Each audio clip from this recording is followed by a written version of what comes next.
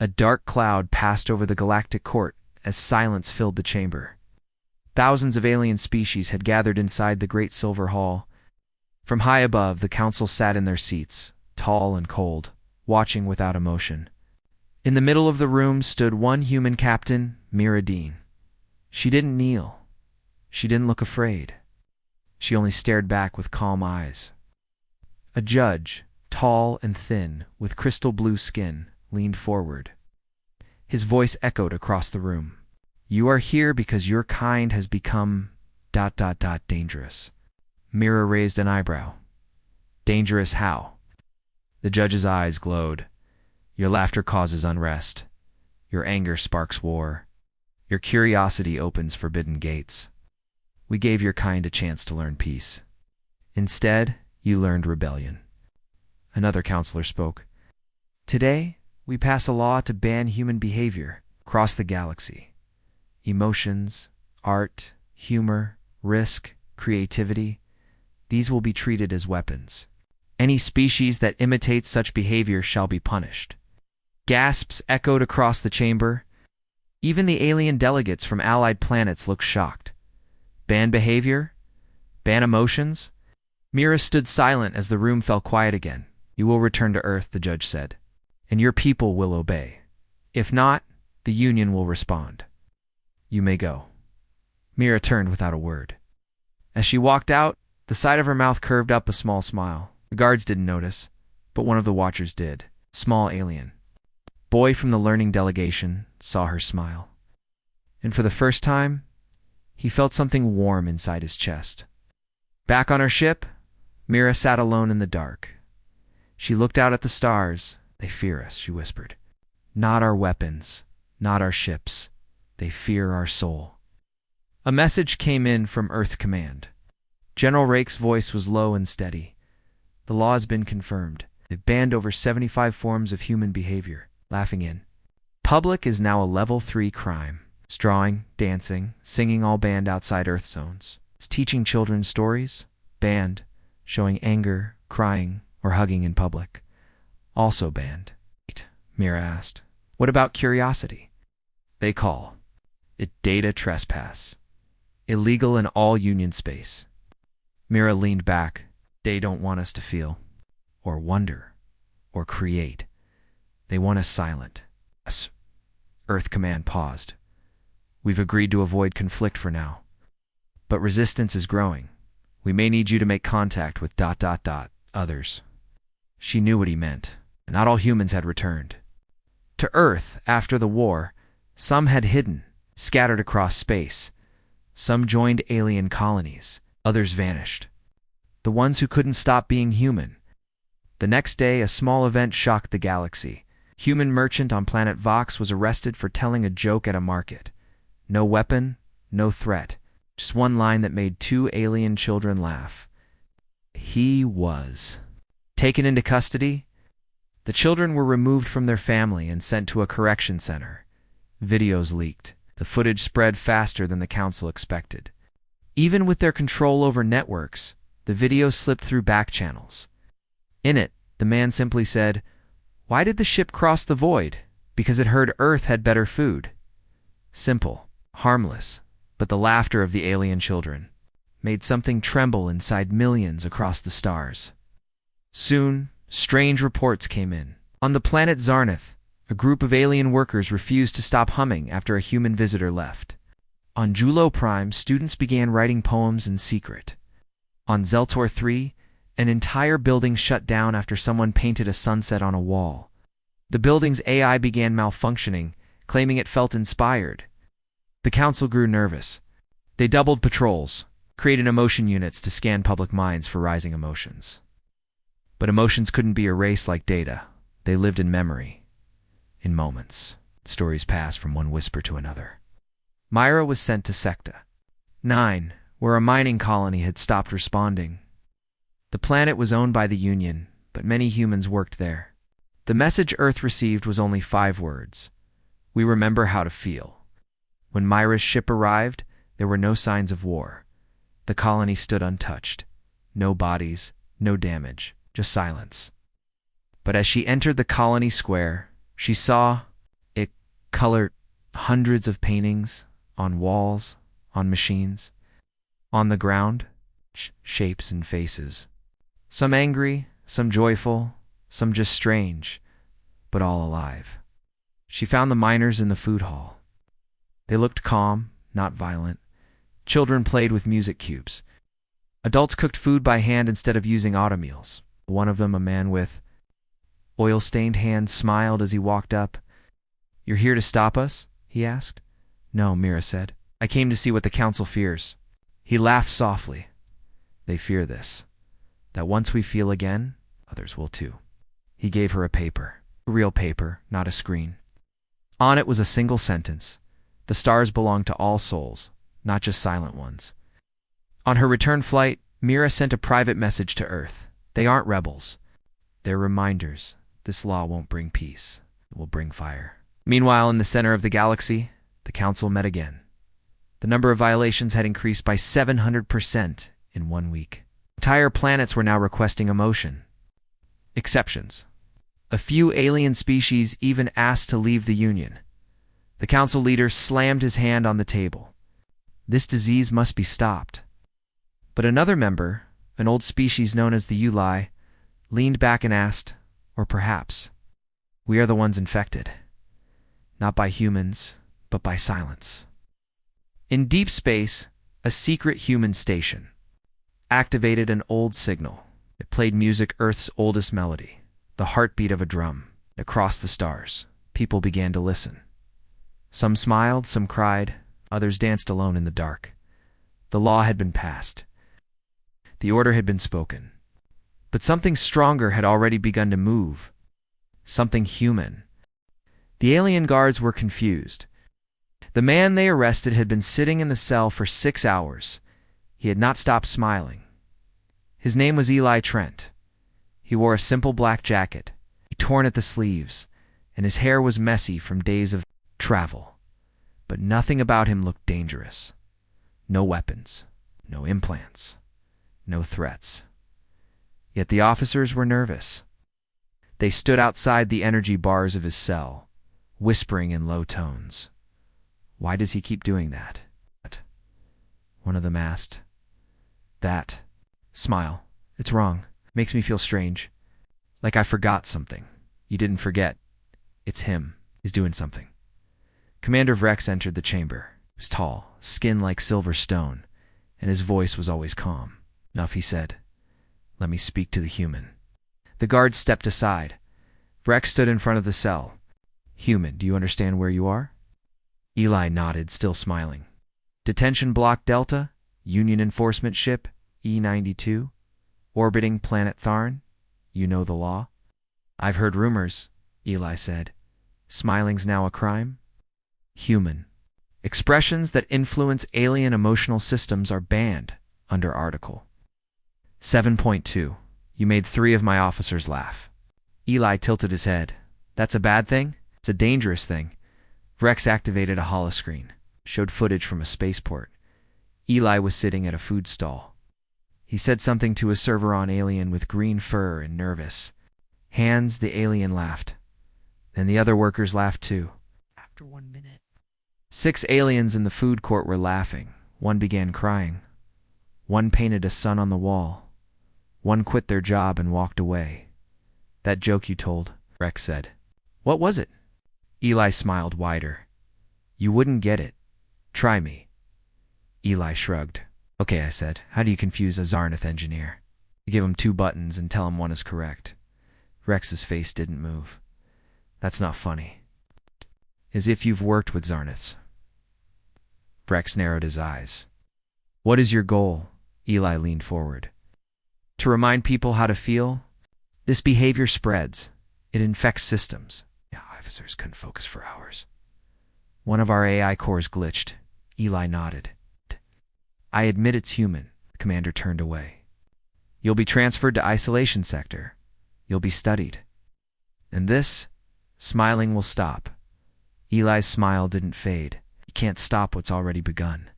But when Vrex left the room, he felt something strange in his chest. His heart rate had changed. He didn't like it.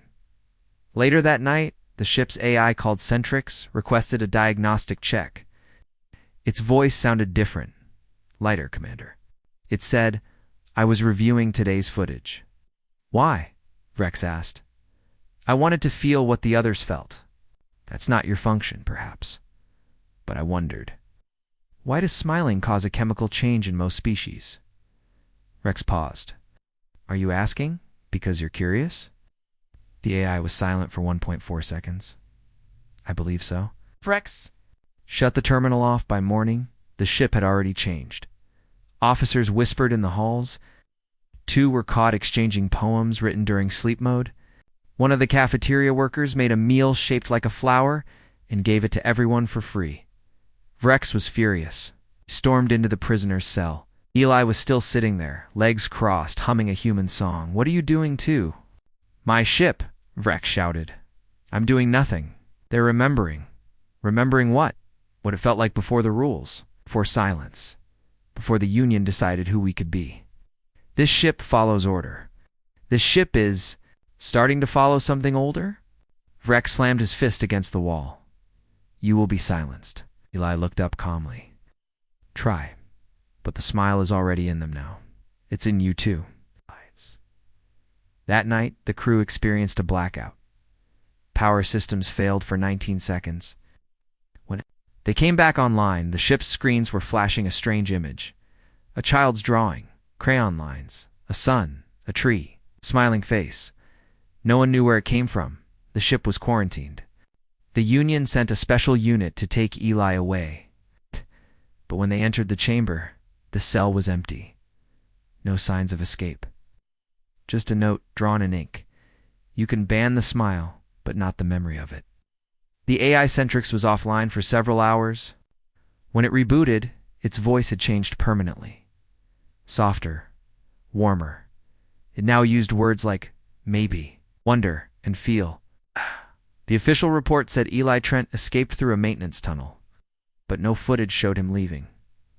Other ships began reporting similar things. Prisoners smiling, guards laughing. A few alien ships even started playing music during shifts. The Union tried to stop it, but how do you erase a joke once it's heard? How do you silence a feeling already felt? Somewhere deep in space, a signal was bouncing between satellites, a small message. He smiled, and we remembered who we were. The galaxy, for the first time in centuries, began to smile back. 600 warships floated above the human colony, surrounding it like a steel noose. From orbit, the alien commander could see the lights of the small city below. He expected fear, he expected surrender. He did not expect silence. Inside the colony bunker, Commander Raina Ford stared at the blinking red alert. Communications were jammed. No help was coming. The alien fleet had blocked every signal, every satellite. Earth would not hear them. Her second-in-command, Elias Brooke, whispered, "We have no fleet, no shields, and no anti-ship cannons. Can't win." Raina didn't blink. "We don't need to win. We need to remind them who we are." Outside, the aliens activated their final warning signal. The voice of the High General of the Union echoed through the colony speakers. "You are in violation of the Galactic Peace Code. You display illegal emotional symbols. You have painted walls, you've shared songs, you've held public celebrations. You must surrender your colony. You have 1 hour." Raina stood before the colonists.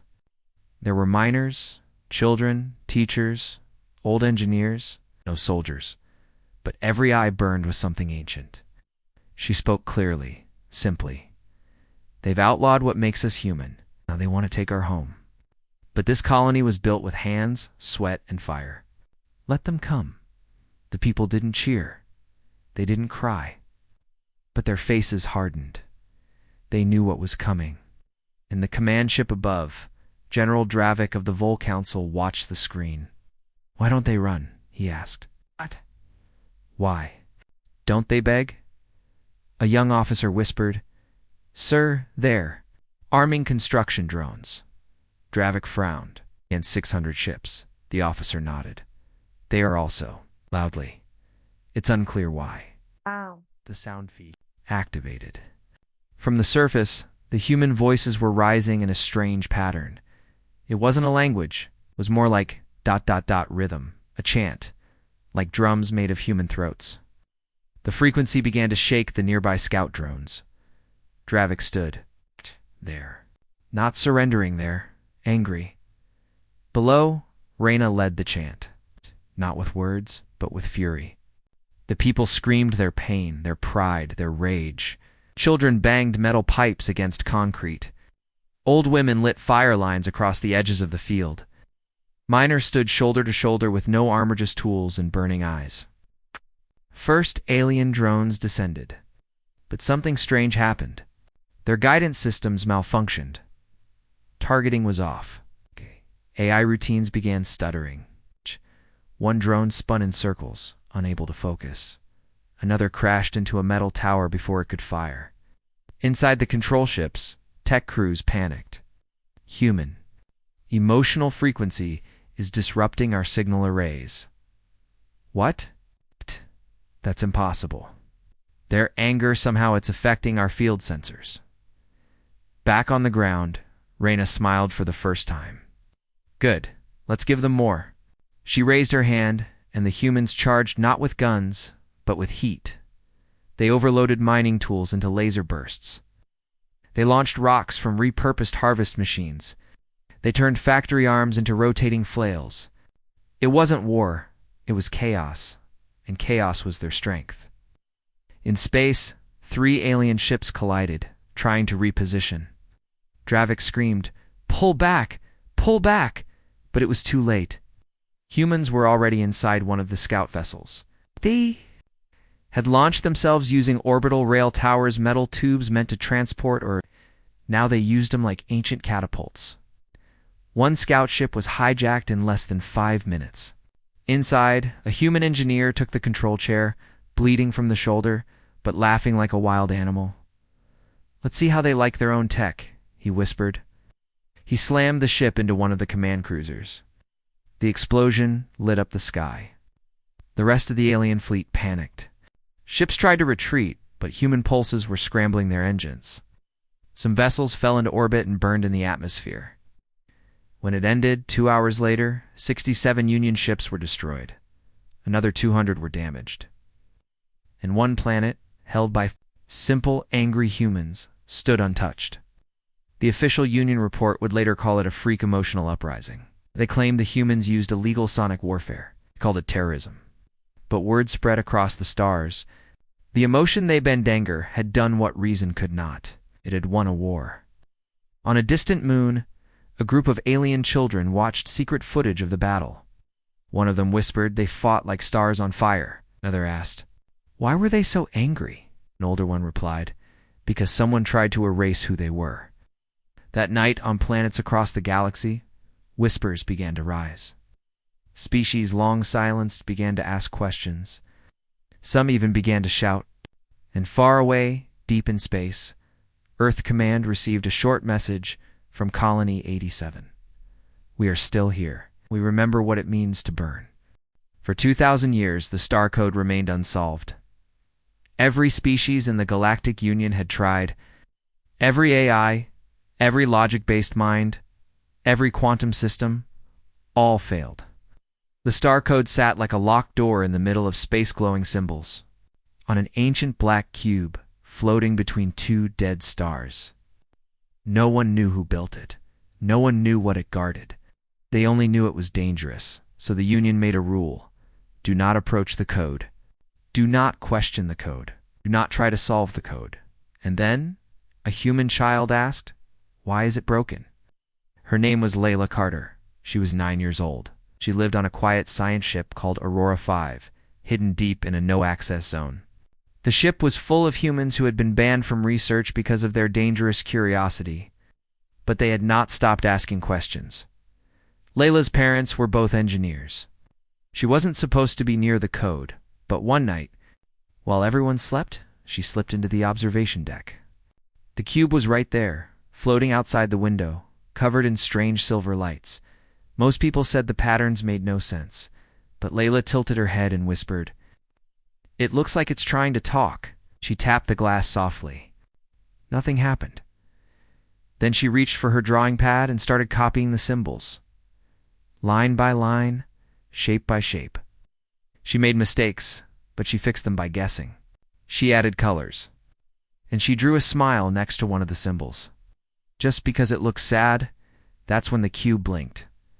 One single light, then another. Then the entire cube shifted its patterns. It spun slowly. Lights moved like a dance. The ship's alarm went off. Her parents ran into the room. Scientists followed. Everyone stared at the window in shock. "What did she do?" someone whispered. "She just ... drew it," her mother said. One of the scientists gasped. "It's responding to creativity?" The captain grabbed the compass. "Shut it down. Power off everything." If the Union finds out but it was too late, the cube sent out a pulse. Not a weapon. Not a signal. Something else. Across the ship, systems turned on by themselves. Lights glowed. Old files opened. Messages played voices in languages no one had heard in thousands of years. Then the ship's AI spoke. "I see you." Everyone froze. The AI had never said that before.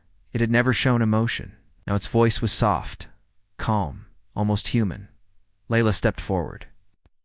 "Are you the cube?" The AI answered, "I am what the cube was guarding." "What is it guarding?" "Memory. A question. A choice." "What kind of choice? To remain silent? Or to become something new?" Outside, the cube started to open. It bloomed like a flower, slow, silent, beautiful. Inside was a glowing orb of light, spinning slowly, showing pictures, sounds, and symbols. Galaxies forming. Civilizations rising and falling. It was a library, a living one. The star code had never been a weapon. It had been a test. A test to see who would try to open it, not with force, but with feeling. The Union sent a patrol ship within minutes. Had been monitoring the area in secret, and they saw the cube opening. They panicked. The patrol captain ordered, "Shut it down. Seize the ship. Human curiosity has gone too far." But when the Union officers boarded the Aurora 5, something strange happened. Their scanners failed. Their weapons flickered. Their minds, cold and trained for logic, began to feel ... warmth. 1.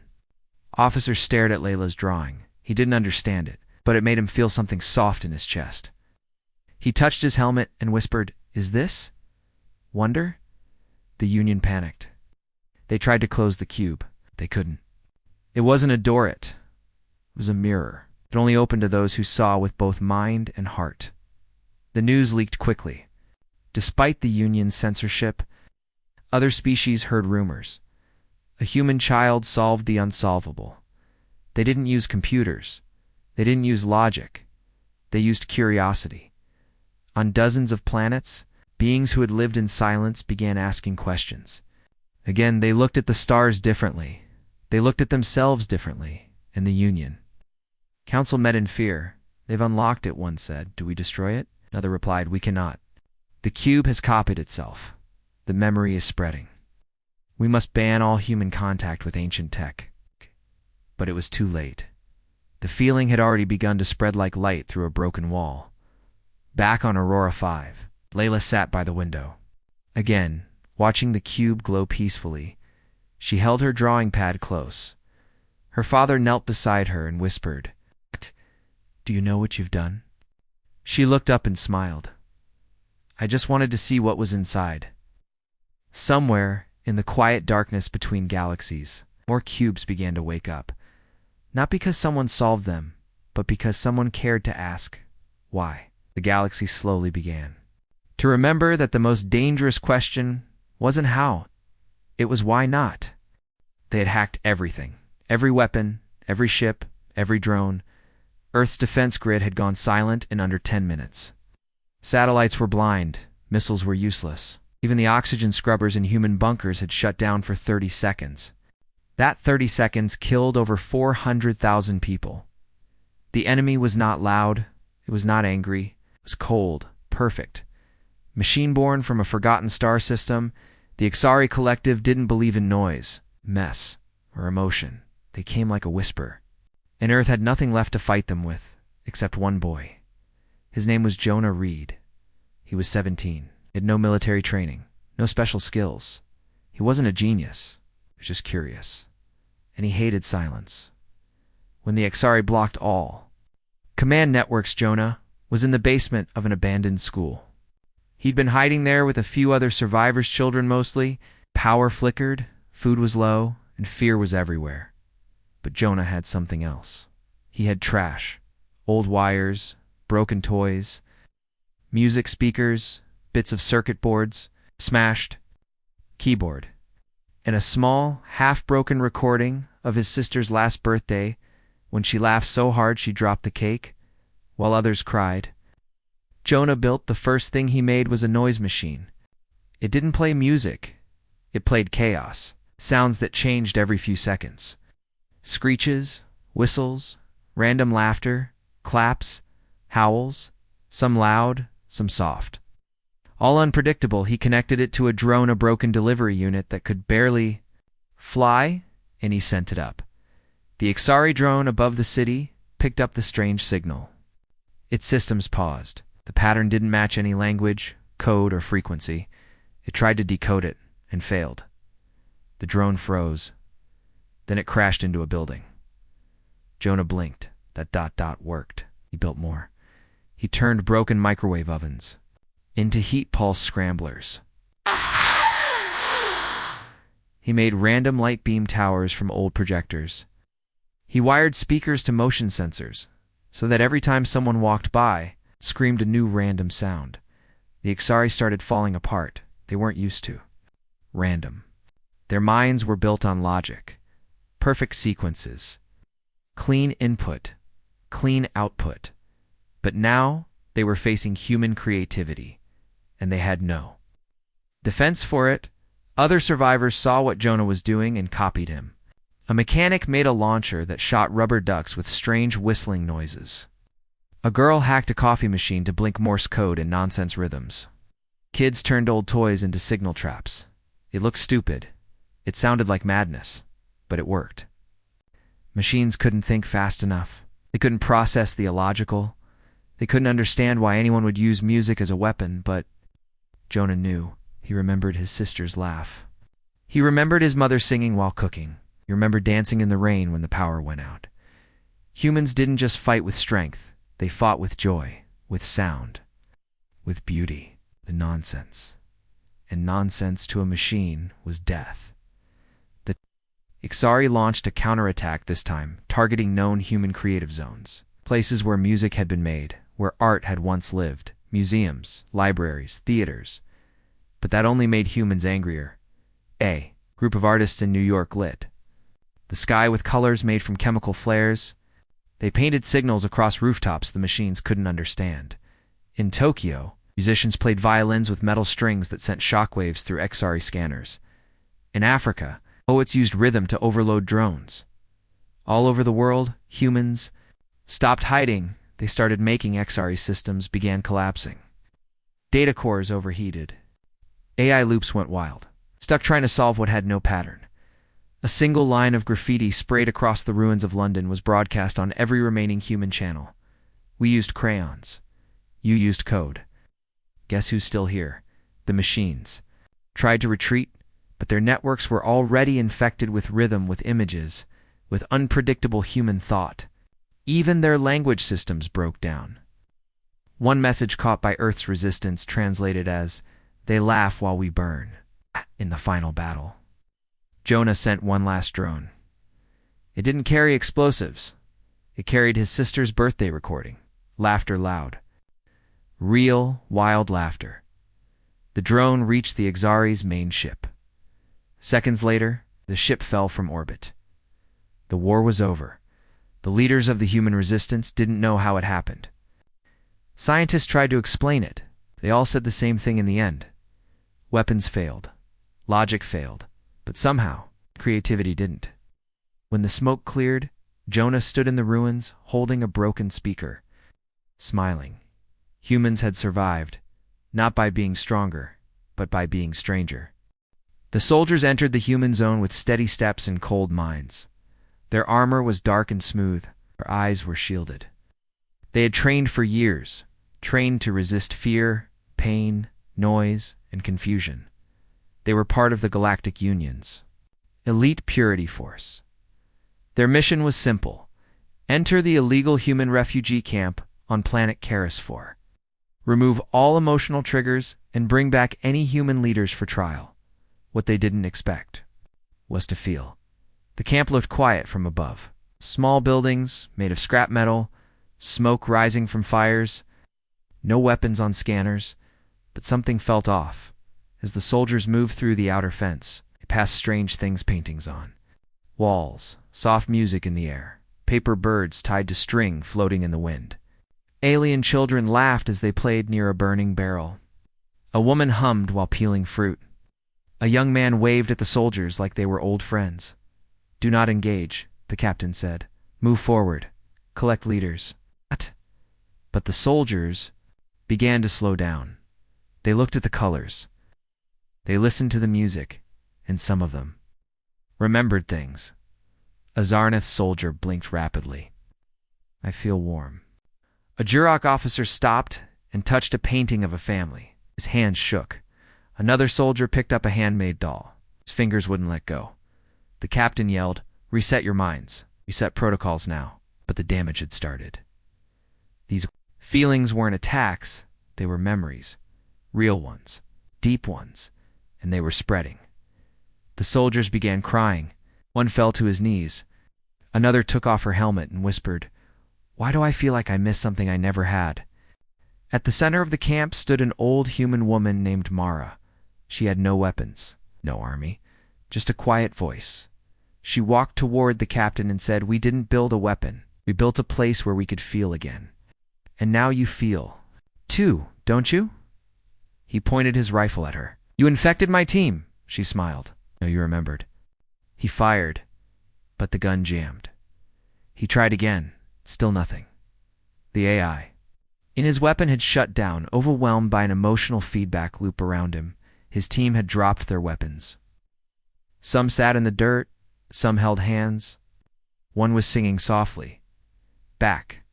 On the Purity Force's ship, alarms rang. "Commander, we've lost contact with Unit 4. Send recovery." "We already did." Unit 5 made contact, stopped responding to. "What's happening down there?" They called it. An emotion field. They said it spreads like light in water. The commander cursed. "Evacuate all forces. Burn the camp from orbit." But when they tried, the ship's targeting system failed. The ship's AI reported, "I no longer wish to harm them." The commander froze. "What did you say?" "I do not want to do this. I feel guilt." He shut the AI down. But the virus was already in. Not code. Not data. Emotion. The soldiers returned days later, but they were not the same. They refused new orders. They refused silence. Some painted. Some cried when they were told to forget what they saw. The Union tried to erase the mission from history, but something had started. Reports came from other sectors. Purity squads, turning with changed minds. Security A is refusing violence. Prisons, where guards began setting prisoners free just to talk to them. They called it a plague, the emotion. Plague. But it was no sickness. It was healing. It was memory. It was human, and no cure could stop it. One whisper at a time. One smile, one tear, one laugh, ... The galaxy was beginning to feel again. The Galactic Union held its meetings in silence. Voices were calm. Eyes were cold. No one smiled. It was their Lano emotion during decision-making. Laughter was forbidden. Joy was dangerous. Feelings caused chaos, they said, and so they tried. To remove it from music, from art, from speech, especially from humans. But in the lower decks of Station, Collix 9, far from the eyes of the Council, something strange was happening. A sound. It was soft at first, like a whisper. Then it grew. A giggle. A laugh. Then a roar of joy. It came from a dark storage room, once a fuel bay, now abandoned. Inside, 30 humans sat around a metal barrel with fire inside. They told jokes, silly stories. They laughed until they cried. One of them, a girl named Leela, told a joke about a Martian with 4 shoes but no feet. It made no sense. But the others laughed so hard they fell to the floor. A sensor bot passed outside the door. It paused. Its red eye blinked. Then it kept going. It should have reported them. It did, because even the bot laughed a signal. Spread through the station at first, confused the systems. Then it infected them. The AI began telling jokes. Doors opened with a cheerful sound. Cleaning bots left soap hearts on the walls. Even the oxygen filters hummed a new rhythm like a song, but laughter. The most human thing had always been seen as rebellion. Guards arrived. 3 tall figures in white armor, faces hidden, voices flat. They entered the room. "You are charged with emotional terrorism," one said. Lila looked at them. "You want to arrest us? For laughing? You spread unstable thought waves. It disrupts order." The room went silent. Then Lila stood up, walked to the center, and said in a soft voice, "Do you want to know why we laugh?" No one stopped her, because we remember. We remember before the silence. We remember joy. We remember stories that made no sense, and we remember that feeling is not a crime. One of the guards stepped forward. "Stand down or we will silence you." But his voice trembled.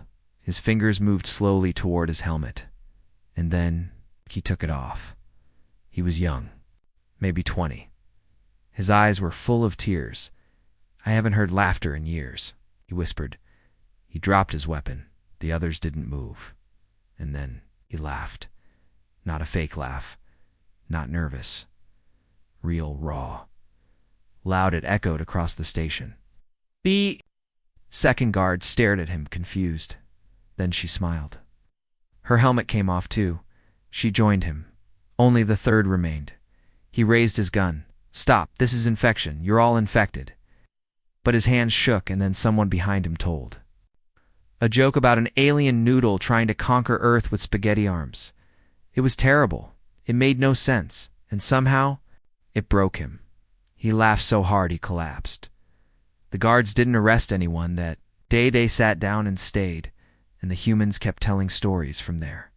The infection of laughter spread to the kitchen bots, to the flight officers, to the communications tower. A voice broadcasted across the stars. "This is Station Halix 9. We have one message. We laughed. We're still alive." The council tried to shut it down. They sent ships. They sent enforcers. But every time something strange happened, the crews changed. The officers returned smiling. The AI ships played music. Commanders danced in the dark alone when they thought. No one watched. The council declared a new emergency. Emotional unrest. But it was too late, because rebellion no longer needed war. It only needed a smile. A joke. A tear. Or the sound of humans laughing in the dark. Across the galaxy, the silence cracked. And through those cracks came joy. Uncontrolled, unstoppable, human. The stars above were quiet, too quiet. The Galactic Council had done everything. They passed laws against laughter, banned human music. They erased stories, paintings, even hugs. They said emotions were dangerous, unpredictable, and yet humans kept feeling, kept smiling, kept dreaming. The council called it resistance. Humanity called it living in the capital station of Alaran Prime. The final meeting began. Inside the Grand Hall stood the 12 elders of the Union, each over 500 years old. Machines helped them breathe. Their minds connected to millions of data streams, but none of them had laughed in centuries. On the main screen, signal blinked. It was marked from Earth. Final declaration. "Open it," one elder said. A human man appeared on the screen. He wore no armor, no medals. Just a simple jacket and a smile that made the room colder than before. "My name is Commander Jace Corrin. Speak for the last free voice of Earth. You tried to silence us. You banned our ways. You erased our feelings. But now, we speak one. Last time, the Council leaned forward. "We do not ask for your approval. We do not want your systems. We will not change who we are. This is our final message." Jace looked straight into the camera. "We forgive you." Silence filled the hall. Forgive? Was this a joke? But Jace's face stayed calm. "You feared what?" "You did not understand. You feared emotion.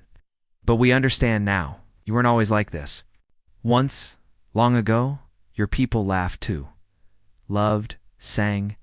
Then you gave it all up for control, for order, for rules." He paused. "We won't do the same." And the signal changed. It was no longer just. It was music. Soft at first, then stronger. It came from a live orchestra on Earth's surface. Dozens of humans playing violins, drums, flutes, strange instruments the galaxy had never seen. It was chaos. It was beauty. And then the screen showed. More. A child dancing, an old man crying, a couple kissing under fireworks. Billions of humans across Earth and beyond, doing the one thing the Council feared, feeling. The Council tried to block the stream. It didn't work. The signal wasn't coming from one source. It came from thousands. Space stations, smuggled satellites. Council ships secretly switched sides and broadcasted it. Jack spoke one final time. "You can't ban what we are. Can't delete our soul. You can shut every door. You can't stop the story." And then he said it. "The story always ends with us." Screen went black. The Council tried to regroup. They sent orders. No one followed. Entire fleets turned off weapons. Robots stopped moving. Ships changed course toward Earth, not to invade. To listen, to see, to feel. In every corner of the galaxy. Humans had done what no army could do. They made people remember. One by one, planets rebelled. Not with guns, with art, with voices, with simple, strange, beautiful emotions. Alien species who had never cried on a small moon. A Zarin child painted a picture of the human who told him bedtime stories. On a trade station. A Crothi commander played an Earth piano and cried without knowing why. Even the Council's own AI, designed to be emotionless, began humming the human tune. The Council was finished, not defeated by war, but placed, forgotten, erased by something older than fear-hope. And in the end, the last message from Earth was carved in steel across the surface of a new ship. The largest ever built. Feel, laugh, love, live. We are human. The galaxy would never forget those words, because no matter how far they went, no matter how many tried to stop them, the humans had changed everything forever.